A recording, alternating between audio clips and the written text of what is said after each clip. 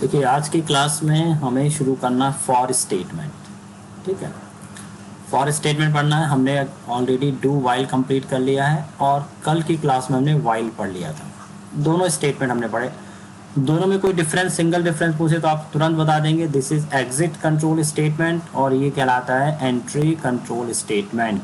ठीक है, दोनों ही जगह पे हम एग्जिट के लिए कंडीशन तो जरूर बताते हैं कि कब हमारा लूप खत्म होगा, बट दोनों में फर्क सिर्फ ये रहेगा कि जब आप डू लिखते हैं तो एग्जिट कंडीशन लास्ट में आप लिखते हैं और जब वाइल लिखते हैं तो आप शुरू में ही वाइल के साथ कंडीशन स्पेसिफाई कर देते हैं।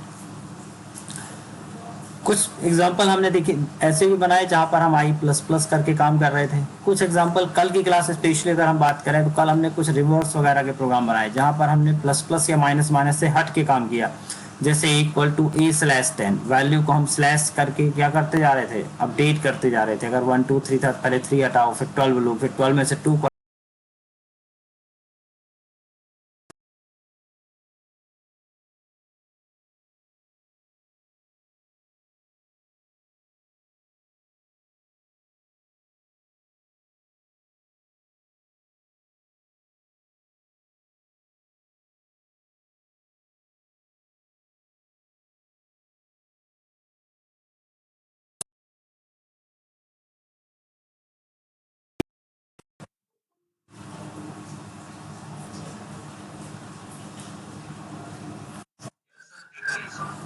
ठीक है।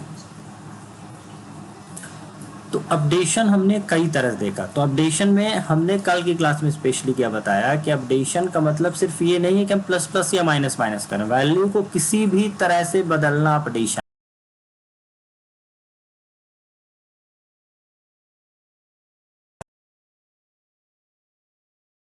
हम चेंज करें। तो अपडेशन मतलब वैल्यू का बदलना।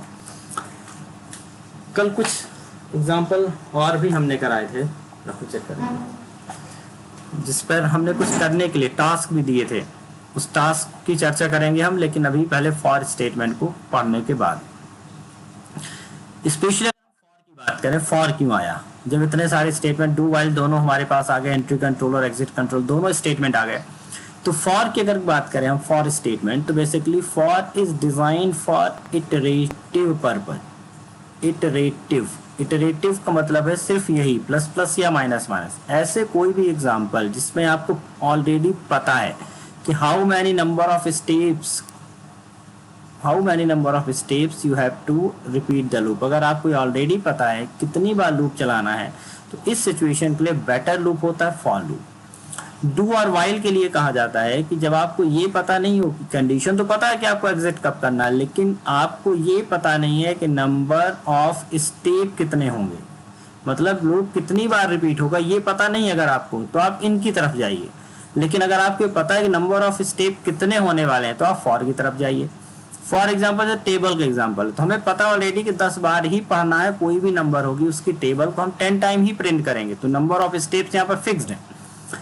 ठीक है, तो हमने डू वाइल से बना लिया, अच्छी बात है, बना सकते हैं। लेकिन अगर हम बात करें टेक्निकली तो यहाँ के लिए बेटर लूप क्या होगा? फॉर लूप होगा।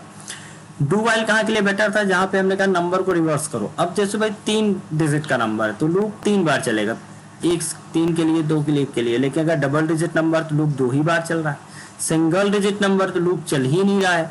तो ये जो सिचुएशन थी यहाँ पर, तो यहाँ पर हमने क्या देखा कि लूप चल तो रहा है लेकिन नंबर ऑफ रिपीटिशन अलग अलग है सबके लिए। हमें नहीं पता पहले से कि लूप कितनी बार रिपीट होने वाला है। ठीक है, तो अगर इस तरह की कोई सिचुएशन आती है जहां पर हमें ये नहीं पता लूप कितनी बार रिपीट होगा, सिर्फ कंडीशन पता है, तो आप डू वाइल चलिए। लेकिन जहां पर नंबर ऑफ स्टेप्स फिक्स्ड हैं, हमने कहा 10 नंबर इनपुट कराइए, 20 नंबर इनपुट कराइए, 1 से लेकर 100 तक की गिनती प्रिंट करिए, सब में फिक्स्ड है भाई, तो यहाँ पे बेटर क्या है? For statement. फॉर स्टेटमेंट काम कैसे करेगा भाई? अगर हम टेक्निकली देखें फॉर, तो for is similar to while statement, that mean it is also entry control statement. ठीक है, ये भी एक एंट्री कंट्रोल स्टेटमेंट है। दैट मीन्स पहले ये कंडीशन को चेक करेगा, उसके बाद काम करेगा। लेकिन इसका सिंटेक्स बिल्कुल अलग है, सभी से इसका सिंटेक्स अलग है। बाद में आपको मजा भी आएगा, अगर अभी थोड़ा सा अटपटा भी लगेगा, लेकिन आपको आगे जाके आदत हो जाएगी। सबसे सिंपल लूप और सबसे सरल लूप फॉर ही कहलाता है, क्योंकि सिंपल सिंगल लाइन लूप होता है। तो चलिए अगर हम बात करें कहानी लिखें इसकी, कहानी दैट मीन्स अगर इसके डिस्क्रिप्शन की बात करें, थ्योरी की बात करें,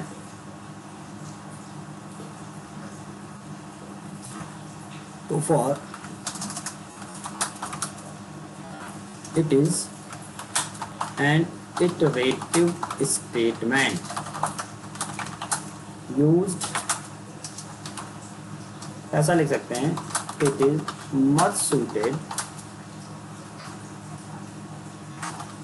where the number of iteration or repetition is fixed। ठीक है, it is entry control statement, मतलब first it will, I think network connection चला गया है, 1 मिनट वेट करेंगे आप लोग जरा।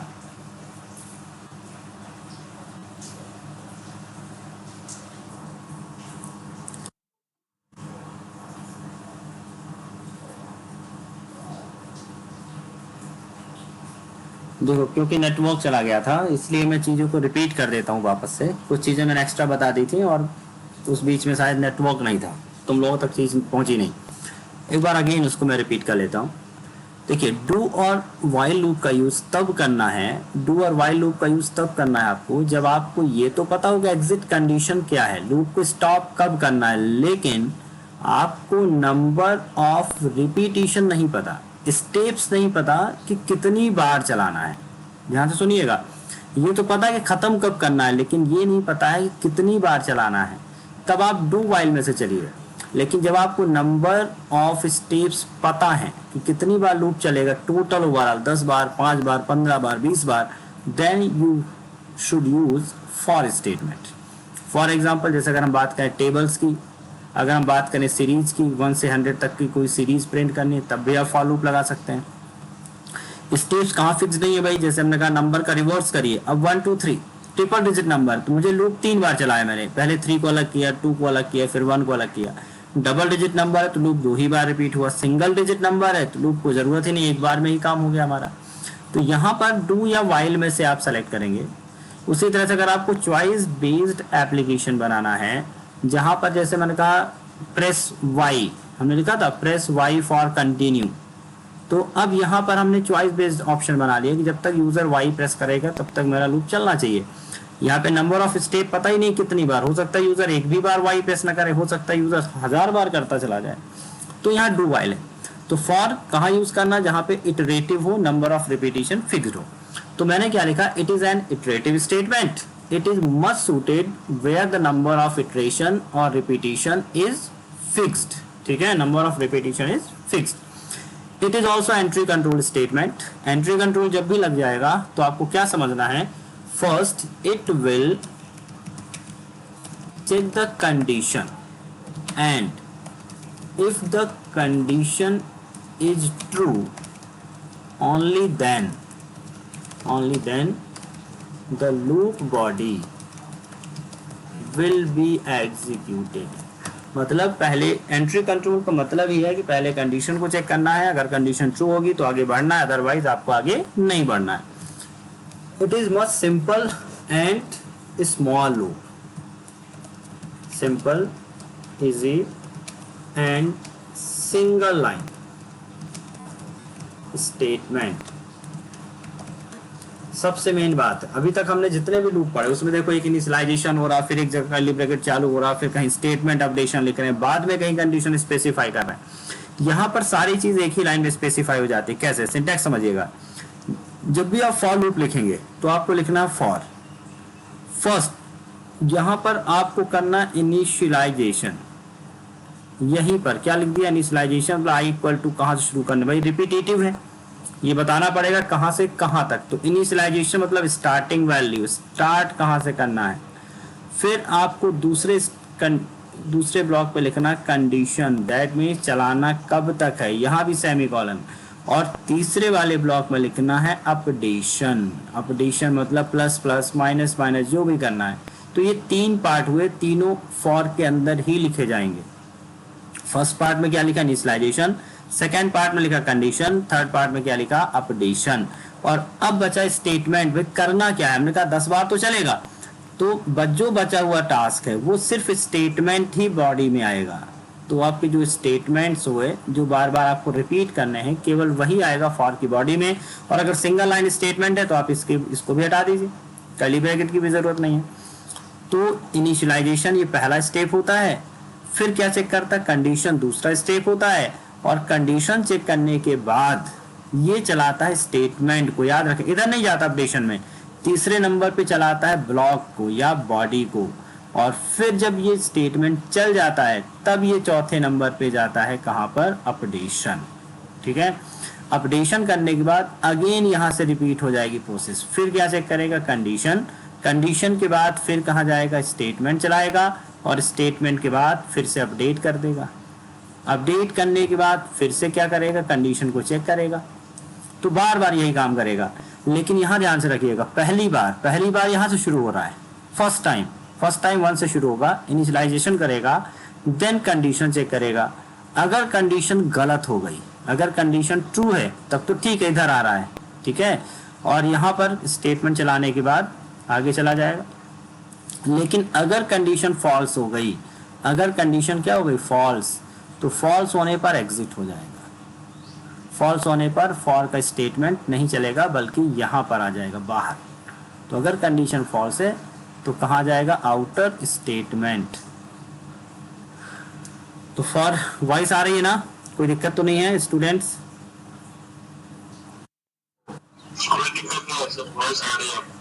ठीक है, स्क्रीन भी शेयर हो रही है।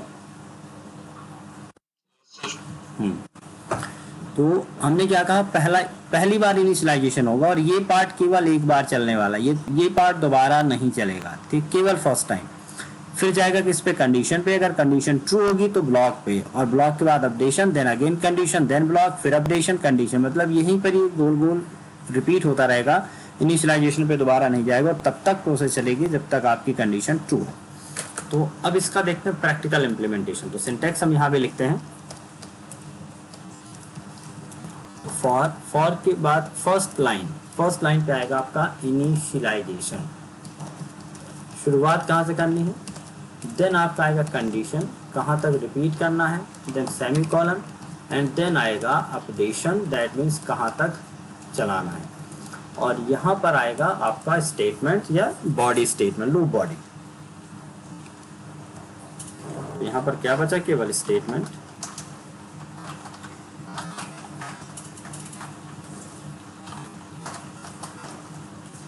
एक एग्जांपल समझते हैं, देखिए मैंने इंटीजर आई ले लिया, for i equal to 1, that initialization कर दो, कब तक रिपीट करना, i less than equal to 10 तक चलाना और i प्लस प्लस करना। ध्यान से देखिए, i इक्वल टू 1 से शुरू करो, while i less than equal to 10 तब तक लूप चलाना। अब यहाँ while लिखा नहीं है बट उसको हम while ही पढ़ते हैं। Start the loop from the i equal to 1 and repeat up to until i greater than 10 नहीं हो जाता, या यूं कह सकते हैं repeat while i less than 10, less than equal to 10, तब तक लूप चलाते रहना है। चलाना क्या है वो आपको यहाँ लिखना है। क्या चलाना भाई, मुझे चलाना है printf %d, i को प्रिंट करना है, i को प्रिंट कर लिया। अब सिंगल लाइन स्टेटमेंट है, कर्ली ब्रैकेट मैंने छोड़ भी दिया, कोई दिक्कत नहीं। तो होगा क्या, first of all i equal to 1 था, ठीक है, आगे उसने गया दूसरे नंबर पे गया, उसने चेक किया क्या i लेस देन 10 है, बिल्कुल i लेस देन 10 है। जब i लेस देन 10 है तो कहाँ जाएगा, फिर वो printf पे जाएगा और क्या प्रिंट करेगा, i, दैट मीन्स 1 प्रिंट हुआ। 1 प्रिंट होने के बाद जाएगा अपडेशन पे, i प्लस प्लस, i हो गया 2, अगेन चेक करेगा क्या i लेस देन 10 है, बिल्कुल 2 भी 10 से छोटा है तो अगेन i प्रिंट होगा 2, फिर i प्लस प्लस होगा, i देख 3 होगा, 3 भी 10 से छोटा है 3, तो इस तरह से 10 तक प्रिंट होगा। जैसे ही i की वैल्यू 11 हो जाएगी, जैसे i की वैल्यू 11 हो जाएगी वैसे ही लूप हमारा खत्म हो जाएगा। देखिए इस प्रोग्राम कितना सिंपल सा छोटा सा लूप बना। अब यही चीज डू व्हाइल से करते तो बड़ा प्रोग्राम बन जाता।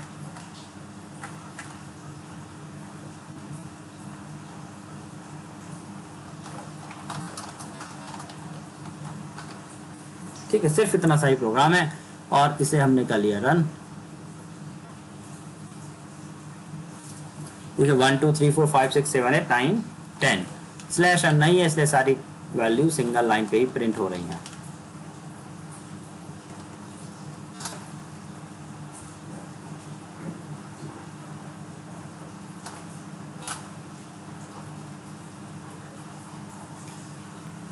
ठीक है, तो ये रहा स्टेटमेंट आपका पहला एग्जांपल फॉर का।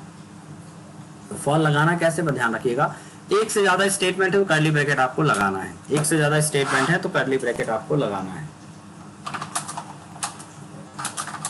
If there are more than one statements inside the for, अगर एक से ज्यादा स्टेटमेंट है और हमने कर्ली ब्रैकेट नहीं लगाया तो क्या होगा, तो सिंपल सी बात है, फर्स्ट वाले को फॉर का पार्ट मानेगा और दूसरे वाले को फॉर से बाहर मानेगा। जैसे इफ कर रहा था, मान लीजिए मैंने यहाँ पे फॉर भी लिखा और हमने यहाँ पे लिख भी दिया printf फाइनल वैल्यू ऑफ आई। अब देखिए अगर कोई पूछे फाइनल वैल्यू ऑफ आई क्या होगी, तो आप 10 मत बोलना, आप बोलना 11। क्यों 11 भाई, क्योंकि 10 तक तो लूप चलेगा और जैसे 11 होगा तब लूप खत्म होगा, 11 होने पे लूप खत्म होगा। तो जब आई 11 होगा तब लूप खत्म होगा, तो आई की जो लास्ट वैल्यू होगी वो क्या होगी 11। तो ये अब ये 10 बार प्रिंट नहीं होगा, 10 बार केवल ये लाइन प्रिंट होगी और जैसे लूप खत्म होगा फिर इस लाइन पे आएगा, तो 10 और बाद में आएगा फाइनल वैल्यू 11। तो this is the outside of loop. मैंने कर्ली ब्रैकेट अगर लगा दिया होता तो दोनों स्टेटमेंट अंदर हो जाते, लेकिन कर्ली ब्रैकेट नहीं लगाया तो केवल फर्स्ट स्टेटमेंट लूप का पार्ट है और दूसरा स्टेटमेंट लूप के बाहर है। तो देखिए 10 तक प्रिंट होगा और फिर बताएगा final value of i equal to 11। अब इसके अलग अलग सिंटेक्स है जिसको आप गहराई समझना है कि और किस किस तरीके से हम यूज कर सकते हैं फॉर को। देखिए अगर हमने फॉर को लिख दिया, सिंपल तरीके देखिएगा फॉर के। सी कहता है कि आपको इनिशियलाइजेशन सिर्फ यहाँ करना है, आपको डिक्लेरेशन की परमिशन नहीं है। मतलब यहाँ पे अगर हम इंटीजर आई यहीं लिख दें, यहाँ लिखे ही नहीं, ठीक है, अगर यहाँ पे ना लिखें और इस प्रोग्राम को हमने रन किया,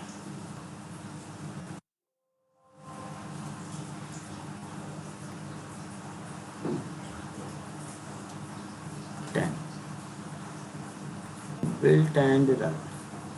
देखिए कोड ब्लॉक के कारण ये प्रोग्राम रन हो रहा है, लेकिन एक चीज याद रखेंगे, this type of declaration only valid for C++, not in C। I think ये C++ वाली फाइल खुल गई है मुझसे, एक मिनट में C की फाइल ओपन करता हूँ। C टेस्टिंग, CDB, पता नहीं C है C++ है, लेकिन यहाँ पर एक चीज ध्यान रखनी है अपन को कि C++ कहता है कि आप डिक्लेरेशन यहाँ कर सकते हैं, लेकिन C कहता है कि यहाँ पे डिक्लेरेशन पॉसिबल नहीं है, डिक्लेरेशन आप ऊपर ही करिए। तो मैं इसी से भी चला रहा हूँ। हाँ, यहाँ पर देखिएगा फॉर कहता है कि आपके स्टेटमेंट तीनों पार्ट होने चाहिए फॉर में। अगर हमने चलिए एक पार्ट यहाँ से हटा दिया, लिखा ही नहीं, ठीक है, यहाँ पे मैंने सेमीकोलन हटा दिया, तो एरर आएगी, सिंटैटिकली इट विल बी एरर। देखिए कुछ आउटपुट तो नहीं आ रहा है और कोई आउटपुट आएगा भी नहीं क्योंकि ये रन टाइम पर एरर आ रही है। तो फॉर में 3 पार्ट होने चाहिए, फर्स्ट, सेकंड और थर्ड। अगर आपको इम्पटी रखना नहीं भी लिखना तो you have to put simple semicolon. आप सिर्फ सेमीकोलन लिख दीजिए तो आप कब फॉर का सिंटैक्स कंप्लीट हो गया। अब ये लूप काम करेगा, अब अपडेशन नहीं हो रहा तो बार बार चलता रहेगा और 1 प्रिंट करता रहेगा, क्योंकि i++ हो ही नहीं रहा और खत्म भी नहीं होगा कभी। ये शुरू हो जाएगा तो 1 1 1 1 1 1 1 1 प्रिंट करना शुरू कर देगा। क्या दिक्कत है भाई, क्यों रन नहीं हो रहा ये प्रोग्राम। i = 1, i <= 10, i++ नहीं किया है, उससे कोई दिक्कत नहीं है। चलिए थोड़ी देर वेट करते हैं, देखते हैं प्रोग्राम स्टार्ट होता है या नहीं, नहीं तो कोई और समस्या होगी उसको भी देखते हैं प्रोग्राम।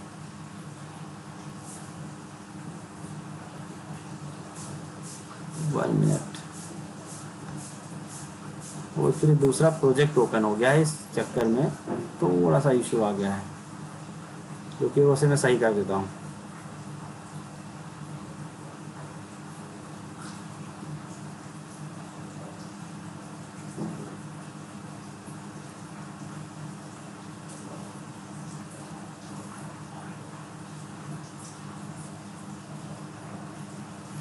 देखो 1 1 1 1 1 1 1 इनफाइनाइट ये प्रिंट ही होता चला जा रहा है। तो फॉर का सिंटैक्स समझिए, फॉर के सिंटैक्स में 3 पार्ट होने चाहिए। अगर आपको कोई पार्ट स्किप करना है तो आप उसे स्किप कर सकते हैं, बट हमें सेमीकोलन लगाना पड़ेगा। तो for statement must have 2 semicolon, even we can skip the values और स्टेटमेंट्स। मतलब अगर हम फॉर इतना भी लिख दें तो इट्स अ वैलिड, ठीक है, वैलिड फॉर लूप, ये भी वैलिड है, लेकिन काम क्या करेगा, इनफाइनाइट, ये इनफाइनाइट लूप बना देगा। वैलिड है क्योंकि इसमें 2 सेमीकोलन है। अगर हमने सिर्फ इतना लिखा तो नॉट वैलिड, ये नॉट वैलिड है। सिर्फ फॉर लिख दिया, ये भी क्या है, नॉट वैलिड। फॉर 1 लिख दिया, ये भी क्या है, नॉट वैलिड। मैंने फॉर सेमीकोलन 2 सेमीकोलन, 2 सेमीकोलन आ गए, ये हो गया वैलिड। फर्स्ट वाले पे इनिशियलाइजेशन वाला पार्ट एम्प्टी रखा, चलेगा। बीच वाला क्या हो गया, कंडीशन। और कंडीशन हमें पता है कि सी में 2 तरह की कंडीशन होती है, तो ट्रू फॉल्स में मानेंगे या फिर 0 एंड नॉन जीरो। अगर यहाँ पे कोई नॉन जीरो वैल्यू लिखी हुई है तो उसे क्या मानेंगे, ट्रू मानेंगे। तो यहाँ पे कंडीशन क्या होगी, ट्रू। अब क्योंकि ये कांस्टेंट लिख दिया ट्रू, तो ये हमेशा ही ट्रू रहेगा, दैट मींस कंडीशन हमेशा ट्रू बनी रहेगी और ये इनफाइनाइट लूप चलेगा। तो वैलिड तो है, लेकिन ये भी क्या बन जाएगा, इनफाइनाइट लूप, क्योंकि कंडीशन फॉल्स नहीं होगी। 2 की जगह कभी 0 आएगा नहीं। और जब कोई ऐसी सिचुएशन बने कि 0 नहीं आ रहा है तो इसका मतलब है कि लूप चलता ही चला जाएगा। अगर मैं लिखा फॉर 2 सेमीकोलन सेमीकोलन, ये भी वैलिड है, ठीक है, लेकिन यहाँ भी इनफाइनाइट चलेगा, बीच में भी कुछ नहीं लिखा हमने। फॉर सेमीकोलन सेमीकोलन 2, ये भी वैलिड है। तो 2 सेमीकोलन पकड़ के चलना है आपको, 2 से ज्यादा नहीं होनी चाहिए, 2 से कम नहीं होनी चाहिए। तो देखिए हमने यहाँ पे लूप, कुछ लूप बनाते हैं, डिजाइन करते हैं। हमने यहाँ पे लिख दिया फॉर सेमीकोलन सेमीकोलन। फिलहाल हमने यहाँ आई को प्रिंट नहीं किया, हमने सिंपल प्रिंट कर लिया, प्रिंट एफ हेलो प्रिंट कर लेते हैं। चलिए hello hello hello hello hello hello hello hello hello hello hello print होता चला जा रहा है। क्यों प्रिंट हो रहा है, क्योंकि हमने वहां पर कोई भी कंडीशन, एग्जिट कंडीशन नहीं दी। अगर यहाँ पर मैंने 2 लिख दिया तब भी ये इनफाइनाइट ही प्रिंट होने वाला है, क्योंकि वो भी तो कंडीशन ट्रू हो गई, ठीक है। अगर यहाँ पर देखिए साइड में, आप राइट हैंड साइड में आप देखेंगे तो स्क्रॉल बार आपको दिख रहा होगा नीचे जाता हुआ यहाँ पर। अगर मैंने यहाँ 0 लिख दिया, चलिए कोई पूछ ले 0 लिख दिया, अब क्या आउटपुट आएगा, इनिशियलाइजेशन है नहीं, अपडेशन है नहीं। कंडीशन की बात करें तो कंडीशन 0 मतलब फॉल्स। अब कंडीशन फॉल्स, हाँ बताइए, कुछ इशू आ रहा है? हाँ, यहाँ पे कुछ भी प्रिंट नहीं होगा, दैट मीन लूप ही नहीं चलेगा, लूप चलेगा ही नहीं, ठीक है। देखिए कोई आउटपुट नहीं आया, क्योंकि आपको सी में पता है कि 0 मतलब फॉल्स, नॉन 0 मतलब ट्रू। तो ये चीज आपने समझ ली। मैंने यहाँ पे कुछ लिख दिया, इधर सेमीकोलन लिख दिया, सेमीकोलन ही नहीं लिखा, मैंने सिर्फ 2 लिखा। अब देखिए इस प्रोग्राम को मैं चलाता हूं,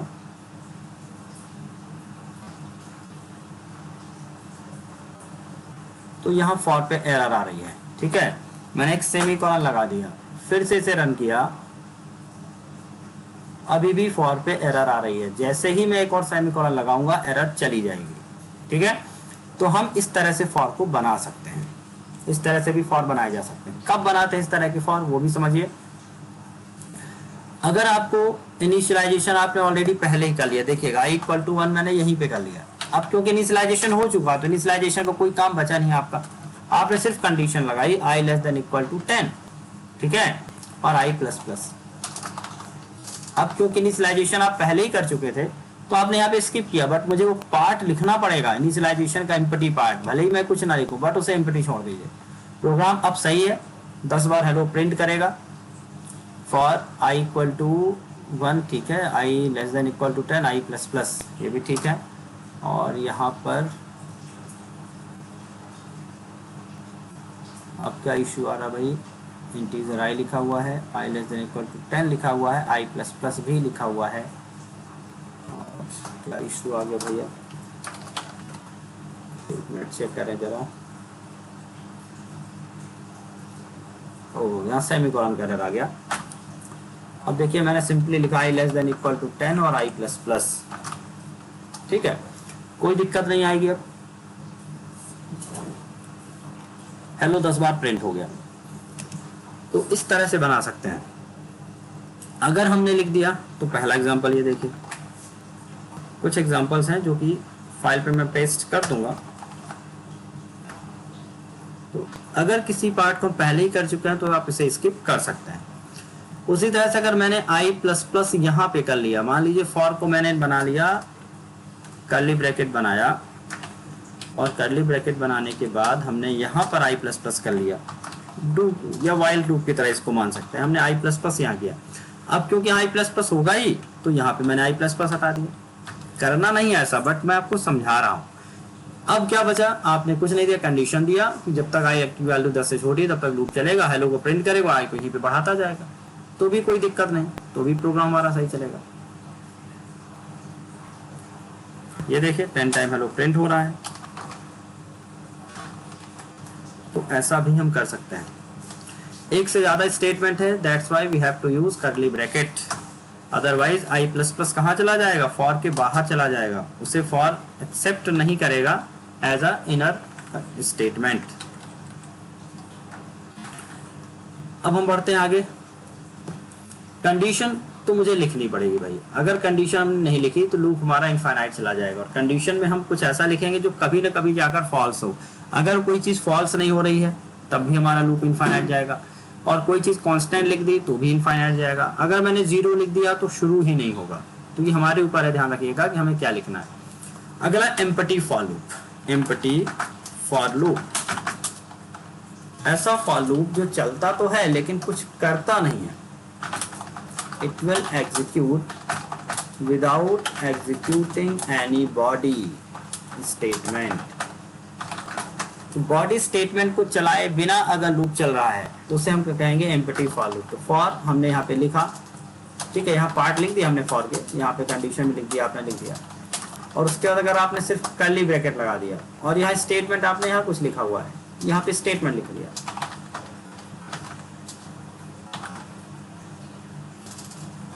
तो ये जो स्टेटमेंट आप लिखेंगे ये कौन सा स्टेटमेंट कहलाएगा, आउटर बन जाएगा।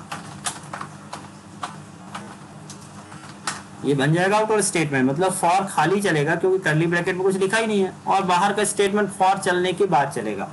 या फिर इसका सही सिंटेक्स ये देखिए, आपने फॉर बनाया, फॉर के अंदर आपने सेमीकोलन लगाया और इसके बाद भी सेमीकोलन लगा दिया। अगर फॉर के बाद आपने सेमीकोलन लगा दिया तो फिर समझ जाइएगा कि ये भी एम्प्टी फॉर लूप है। दैट मीन्स इसके बाद जो स्टेटमेंट आप लिख भी देंगे अगर, तो ये स्टेटमेंट क्या कहलाएंगे, आउटर स्टेटमेंट। एरर नहीं है, अगर फॉर के आगे सेमीकोलन लगा दिया तो एरर नहीं है, बट समझ जाइएगा कि फॉर कुछ काम नहीं करेगा, फॉर इस स्टेटमेंट को नहीं चलाएगा, बल्कि फॉर खाली चल जाएगा, और खाली चलने के बाद जब फॉर खत्म होगा तब जाकर ये स्टेटमेंट चलेगा। तो सेमीकोलन का मतलब भी डू नथिंग, कर्ली ब्रैकेट का भी मतलब है एम्प्टी। तो देखिए इस प्रोग्राम को हम चला के देखते हैं। हमने यहाँ पर लिखा for i equal to, properly बना लेते हैं इसे, ये तो सिर्फ सिंटैक्स को समझने के लिए था। For i equal to 1, i less than equal to 100 and i plus plus, और यहाँ पर मैंने लगा दिया सेमीकोलन, और सेमीकोलन लगाने के बाद मैंने यहाँ पर i को प्रिंट भी किया। चलिए printf हमने यहाँ प्रिंट किया i।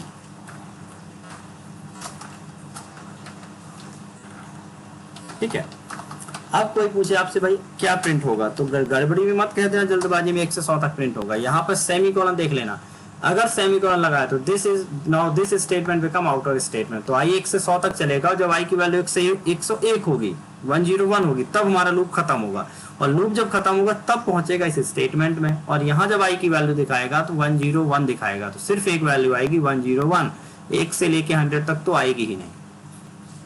ठीक है, ये क्या है 101। लेकिन अगर मैंने सेमीकोलन लगा दिया होता तो 101 नहीं आता, बल्कि 1 से 100 तक प्रिंट होता। 101 प्रिंट नहीं होता क्योंकि वो अब आउटर स्टेटमेंट नहीं है, सिर्फ तभी तक प्रिंट होगा जब तक लूप चलेगा। तो लूप तो 100 तक ही चलेगा, 100 के बाद 101 पे लूप ब्रेक हो जाएगा, और ब्रेक होने के बाद वैल्यू दिखेगी नहीं। तो अगर मैं सेमीकोलन लगा रहा हूँ तो वो बन जाएगा एम्पटी फॉर लूप, और जो स्टेटमेंट है बन जाएगा आउटर स्टेटमेंट। और अगर हम सेमीकोलन नहीं लगा रहे हैं तो फिर जो स्टेटमेंट लिखा है वो लूप बॉडी का स्टेटमेंट माना जाएगा। तो यहाँ देख सकते हैं आप 1 से लेकर 100 तक गिनती प्रिंट हो गई है। तो ये दोनों ही तरीके आपको पता होने चाहिए। तो अगर मैं ऐसा लिख रहा हूँ, यहाँ पे लिख के बता भी देता हूँ मैं आपको। एग्जाम्पल 1, अगर मैंने ऐसा लिखा तो यहाँ जो आउटपुट आएगा ये आएगा 1 to 100, ठीक है। फिर हमने दूसरा एग्जांपल लिया और दूसरे एग्जांपल पे हमने कर दिया यहाँ पर सेमीकोलन, और अगर सेमीकोलन कर दिया तो इसका जो आउटपुट आएगा वो आएगा 101, ठीक है, क्योंकि लूप एम्पटी चलेगा और उसके बाद आंसर मिलेगा आपको। अब इसकी जरूरत कब पड़ती है भाई एम्पटी फॉर लूप की? देखिए हमने कुछ प्रोग्राम 2 वाइल में पढ़े थे कि हमने कहा 1 से लेकर 10 तक के नंबर का सम निकालिए, 1 से तक 20 तक के नंबर का सम निकालिए। तो इस सिचुएशन पे क्या हो रहा था कि मुझे सम तो करना था नंबर का, लेकिन मुझे प्रिंट नहीं करना था। मुझे सिर्फ सम करते जाओ करते जाओ करते जाओ, बाद में लास्ट में प्रिंट करो जब सारे नंबर सम हो जाए। तो अगर मैंने कहा कि 1 से लेकर 10 तक के नंबर का सम निकालिए, ठीक है, मैंने लिखा इंटीजर सम इक्वल टू 0, तो i equal to 10, i less than equal to 10, i plus plus हो रहा है और सम भी करना है। तो देखिए हम यहीं पे कॉमा करके सम प्लस इक्वल टू i करते चले जाएं।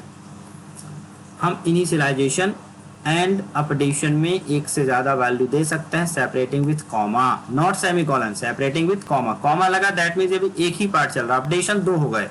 इनिशियलाइजेशन भी हम चाहे तो एक से ज्यादा कर सकते हैं, आगे स्टेटमेंट में बता रहा हूं मैं।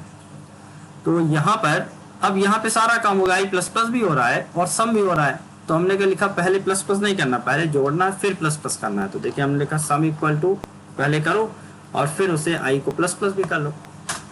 अब ये काम बार बार होता जाएगा, सम तो लास्ट में प्रिंट करना मुझे। तो अगर मैं यहाँ पे सेमीकोलन लगा दूं तो कोई दिक्कत नहीं, 1 से 10 तक चलेगा, सभी को जोड़ेगा और जब ये जोड़ खत्म हो जाएगा तब ये प्रिंट करना चाहिए सम इक्वल टू %d और मैंने सम को किया प्रिंट। सबको सही चल रहा है ना, कोई दिक्कत तो नहीं आ रही?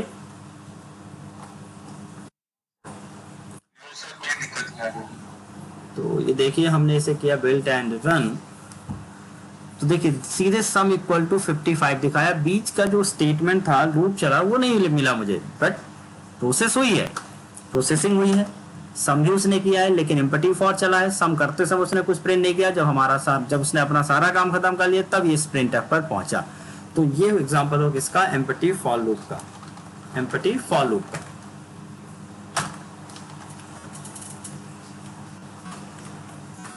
Finding sum of numbers 1 to 10 using empty for loop।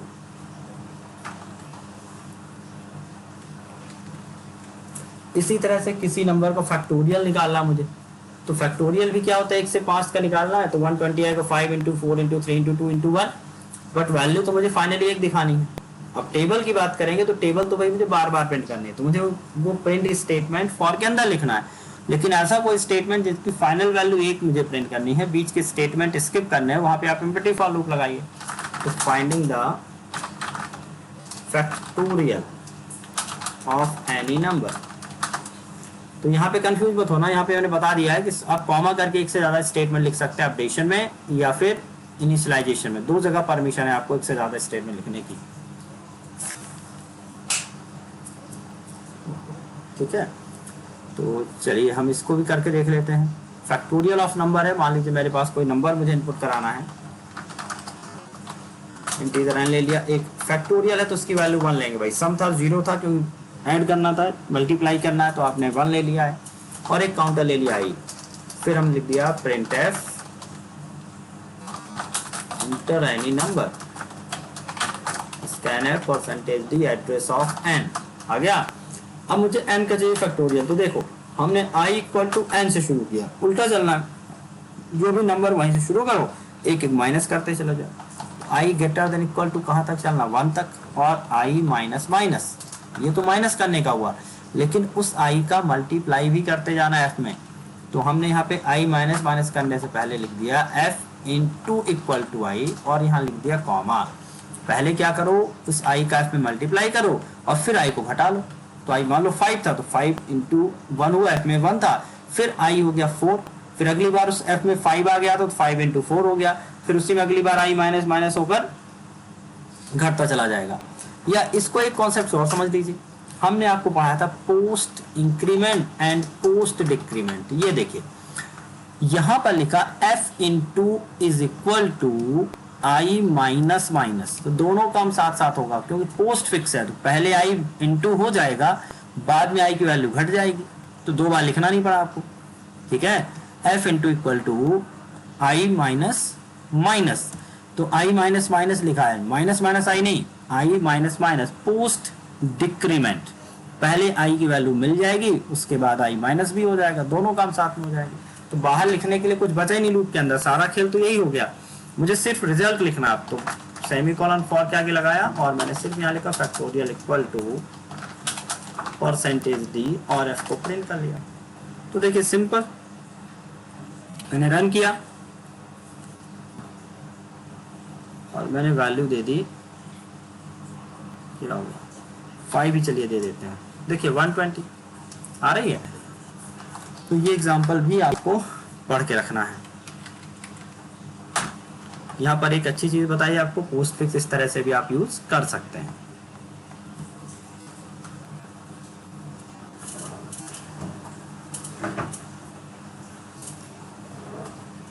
अब कुछ नोट समझ लेते हैं।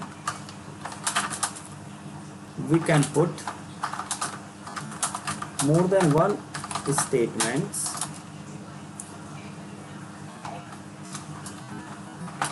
separated by comma,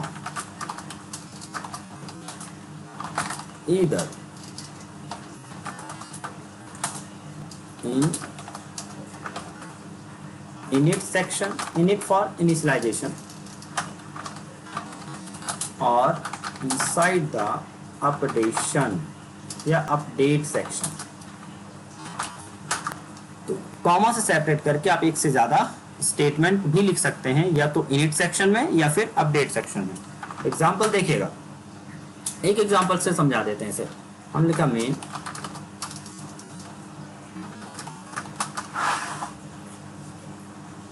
integer i ले लिया, जे ले लिया, देखते जाइएगा, आई और जे लिया। For i equal to 1 comma j equal to 10 semicolon. मैंने 2 इनिशियलाइजेशन कर लिया, आई को 1 से शुरू किया और जे को 10 से शुरू किया।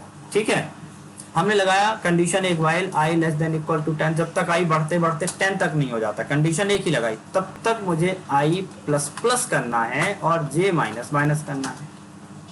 आई प्लस प्लस करना है और जे माइनस माइनस, तो 2 अपडेशन भी लिख दिए, साथ साथ काम हो रहा है। और यहाँ लिख दिया प्रिंट एफ परसेंटेज डी और स्लैश टी परसेंटेज डी। यहाँ आई को भी प्रिंट किया और स्लैश एन कर लिया लास्ट में, और जे को भी प्रिंट किया। अब देखिएगा इस प्रोग्राम को जरा, पहली बार आई 1 है, जे 10 है, आई लेस देन इक्वल, जे पे कोई कंडीशन चेक नहीं कर रहा, मतलब जब ये कंडीशन फॉल्स हो जाएगी तो जे भी अपने आप चलना बंद हो जाएगा। जब कंडीशन फॉल्स होगी पूरा लूप बंद होगा। तो मैं जे पे कोई कंडीशन फिलहाल नहीं दिखी, आई प्रिंट हुआ, आई 1 प्रिंट हुआ और जे क्या प्रिंट हुआ 10, तो 1 और 10 आया पहली बार। फिर यहाँ पे अपडेशन पे गया तो आई प्लस प्लस, आई को किया 2 और जे को किया 9, तो अगली बार आएगा 2 9, फिर आई प्लस प्लस 3 और ये होगा 8, तो 3 8, तो एक बढ़ते हुए चलेगा और एक उसके साइड में घटते हुए चलेगा। ये देखिए 1 to 10 फर्स्ट रो पे दिख रहा है और 10 9 8 7 6 5 4 3 2 1 ये आ रही जे की वैल्यू। तो साथ ही साथ आप 2 वैल्यू एक साथ प्रिंट करा पा रहे हैं, एक आई की भी और जे की भी। तो अब 2 टास्क, 2 असाइनमेंट कर सकते हैं, 2 अपडेशन कर सकते हैं।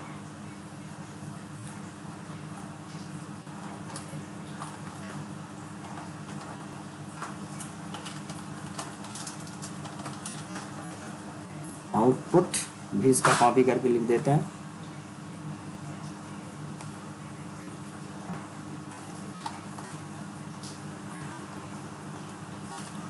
ये इसका आएगा आउटपुट। चलिए क्वेश्चन आपसे पूछते हैं कि अगर हमने आई लेस देन इक्वल टू जे कर दिया, सोच के बताना, आई लेस देन इक्वल टू जे कर दिया अब क्या आउटपुट आएगा, कितनी बार लूप चलेगा, ये सोचिए। पहली रो पे आई की वैल्यू क्या आएगी और जे की वैल्यू कहां तक आएगी, सोचिए जरा और बताइए मुझे, कोई भी बताए, लॉजिक को सोचो, वैल्यू काउंट करो दिमाग में। पहली बार बताओ क्या आएगा, फर्स्ट सेकंड टाइम क्या आएगा, थर्ड टाइम क्या आएगा, कहां तक आएगा, बता सकते कोई? हाँ,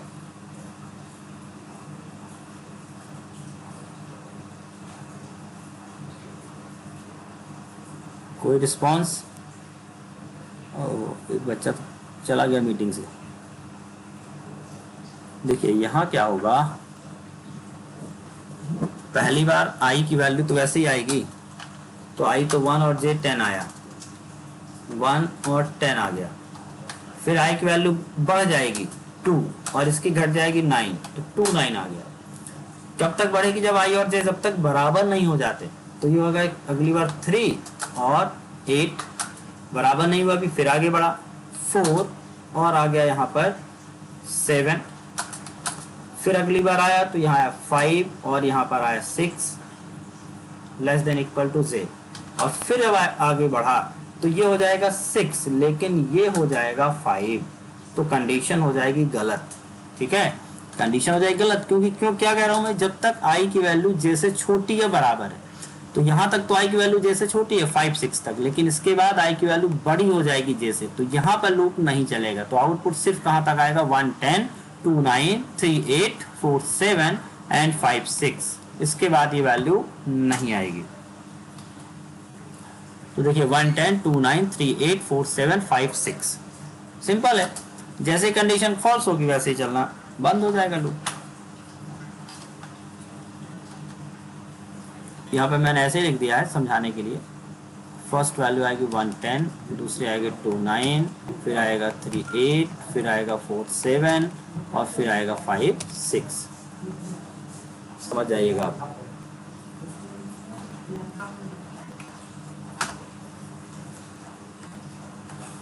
okay, moving to next question.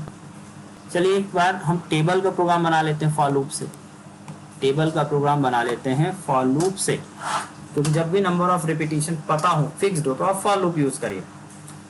तो हमने लिया इंटीजर, एक ले लिया n, एक ले लिया i और एक ले लिया t। printf enter any number, scanner %d and address of ले लिया हमने n में, नंबर आ गया। अब मुझे प्रिंट करनी है टेबल, तो टेबल के देखिए सिंपल लूप चला फॉर i इक्वल टू 1 से i less than equal to 10 and i plus plus, हो गया सिंगल लाइन में स्टेटमेंट। 1 से शुरू करो 10 तक चलना और एक एक बढ़ाते चले जाओ, और प्रिंटफ क्या करना, %d into %d equal to %d। मैंने पहली बार n को प्रिंट किया, इंटू i की वैल्यू प्रिंट किया, और तीसरे में उनका टेबल चाहिए, तो मैंने t तो बनाया हुआ है वहां पे, लेकिन मैंने t में कुछ असाइन नहीं किया, तो यहीं पे डायरेक्ट मैंने लिख दिया n इंटू i। ठीक है, इस t को हटा देता हूं मैंने कहा पहले फर्स्ट %d में n की वैल्यू दिखाओ, दूसरे %d में i की वैल्यू दिखाओ, तीसरे में दोनों को मल्टीप्लाई करके दिखाओ, और नेक्स्ट बार लाइन को चेंज कर लो। सो हमने लिखा /n,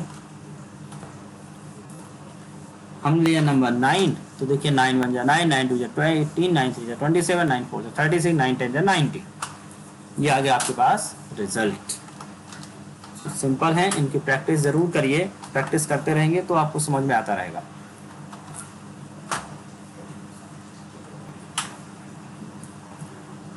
अब उलझाते किस तरह के क्वेश्चन है वो भी देखिए। मैंने इंटीजर ले लिया i इक्वल टू मैंने ले लिया 1, i इक्वल टू, हाँ चलिए मैं 10 ले लिया, फॉर यहाँ लिख दिया i, यहाँ लिख दिया i, और यहाँ लिख दिया i माइनस माइनस आई लिख दिया, और प्रिंटफ किया %d i माइनस माइनस, या हमने यहाँ पर कुछ नहीं लिखा, यहाँ भी कुछ नहीं लिखा, यहाँ भी कुछ नहीं लिखा। चलिए अब कोई पूछे भाई इसका आंसर बताइए क्या आएगा, कब तक लूप चलेगा, तो सिंपल सा लॉजिक है, आपको सिर्फ ये देखना है कि जहां पर कंडीशन आपने लिखी वहां क्या आ रही वैल्यू। अगर इस i की वैल्यू जब भी 0 हो जाएगी लूप खत्म हो जाएगा।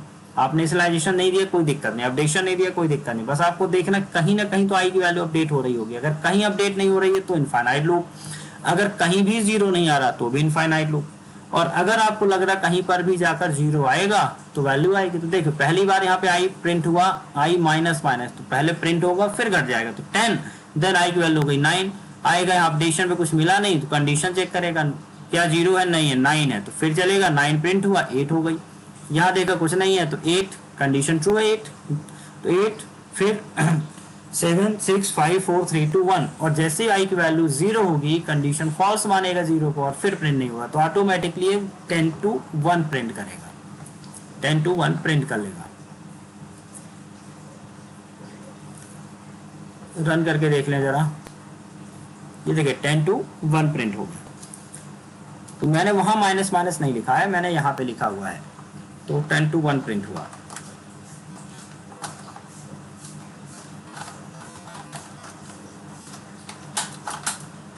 टेन टू 1 तक।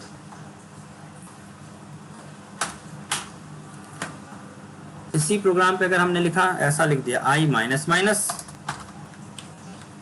देन यहां लिख दिया आई माइनस माइनस।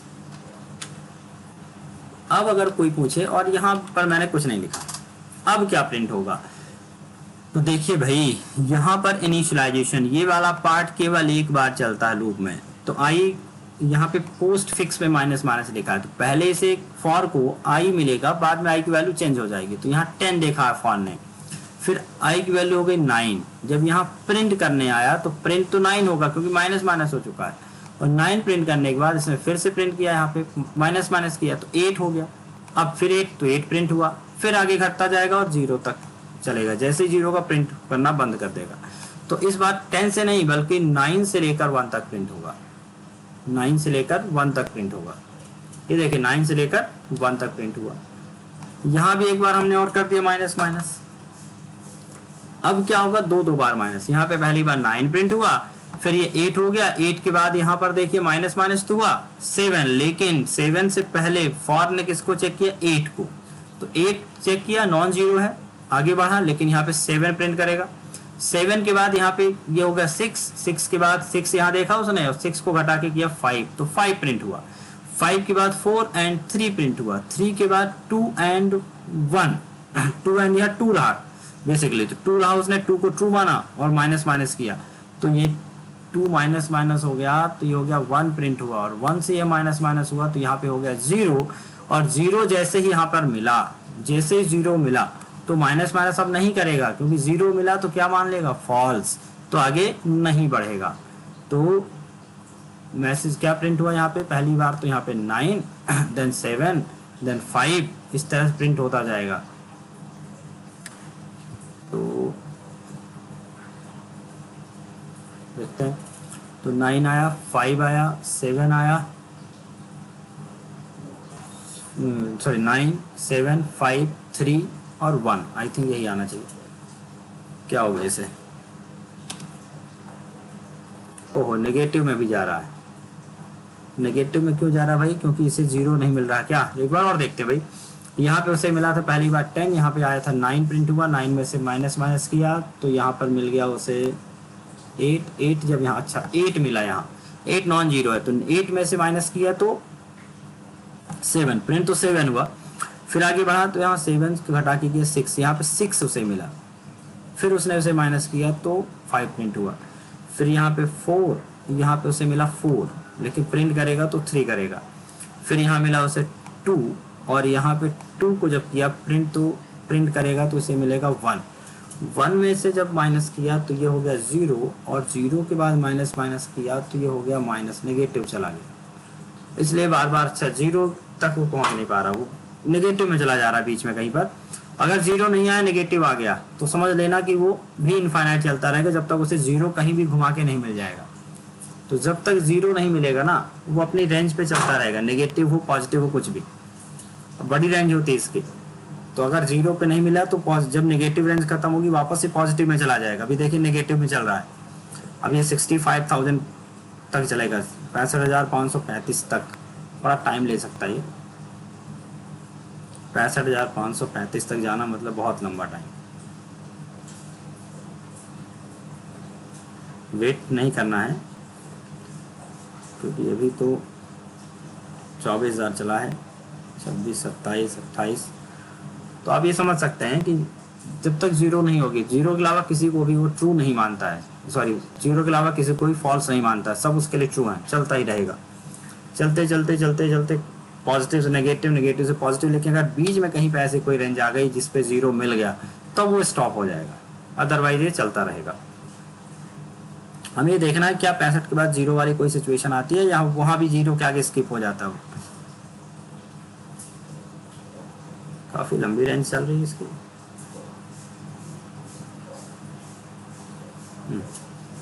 मतलब रेंज है 4 बाइट के हिसाब से चल रहा है, काफी बड़ा चलेगा भाई, इतना इंतजार नहीं कर सकते। तो यहाँ पर इस चीज को देखना है। और अगर मैंने एक जीरो और लगा दिया, एक माइनस माइनस और लगा दिया,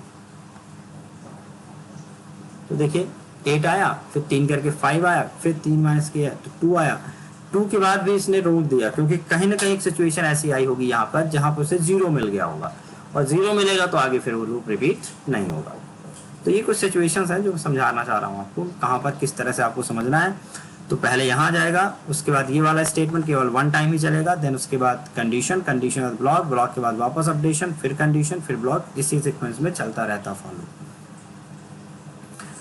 तो देखिए यहाँ से लूपिंग खत्म हो गई, और अब हम लूप के आगे चलेंगे कल के क्लास में, जिसमें हम बात करेंगे नेस्टेड लूप की,